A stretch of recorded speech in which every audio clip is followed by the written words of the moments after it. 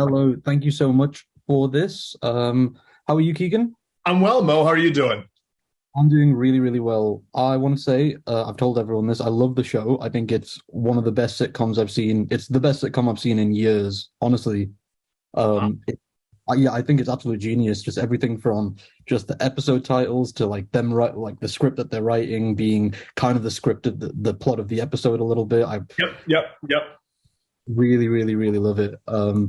I've got a friend who wanted to also say that you're doing great with the musicals, so keep that up as well. Okay. Tell them thank you, and I will.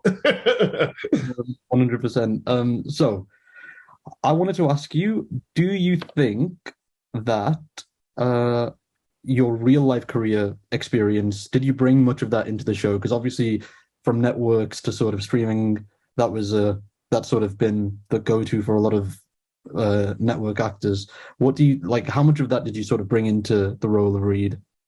I would say I brought a fair amount into the role of Reed. It's that sense of knowing how much involvement the streamer or the network's going to have. I mean, very often with streamers, they'll leave the creatives alone altogether, and other Yeah. times it's a modicum of notes, and then Mm. sometimes there's a ton of involvement. And I like the fact that with this one, Hulu seems to be very similar to how they are in real life. They really kind of let you go and let you do your thing, Yeah.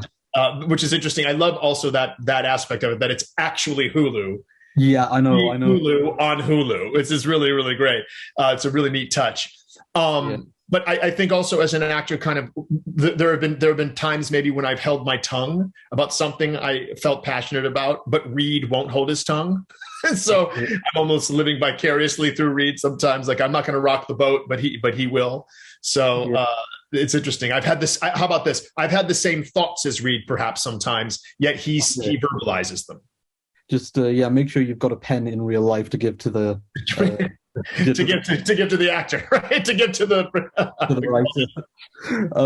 So, what sitcom do you think needs the step right up treatment? What sitcom would you reboot? Network sitcom would you reboot for streaming? 8 episode streaming series, no holds barred with language and content. no holds barred with language and content. I mean, I think if you could really probably make nowadays, you would probably make a very provocative and very scintillating Facts of Life.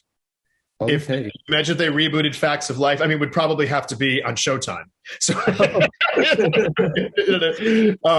I think somebody could do a treatment with that, or also like. And funny thing is, if you did a remake of the '80s sitcom or the early '90s sitcom Perfect Strangers, which Hmm. I adored, I Yeah. loved that sitcom so much because of the way that we would treat the immigrant experience in a Hmm. reboot of that show now, I think would be fascinating. Would That be is that is 100% going to be the headline of this interview. So, the other thing I wanted to say is, um, yeah, no, it's okay. It's okay. Never mind. We'll wrap it up here. But thank you so much for the show. I love the show. It's amazing, and I can't wait for people to watch it. Oh, Have a good me. day. Thank you, Bo. Appreciate it. Cheers. Bye. Bye.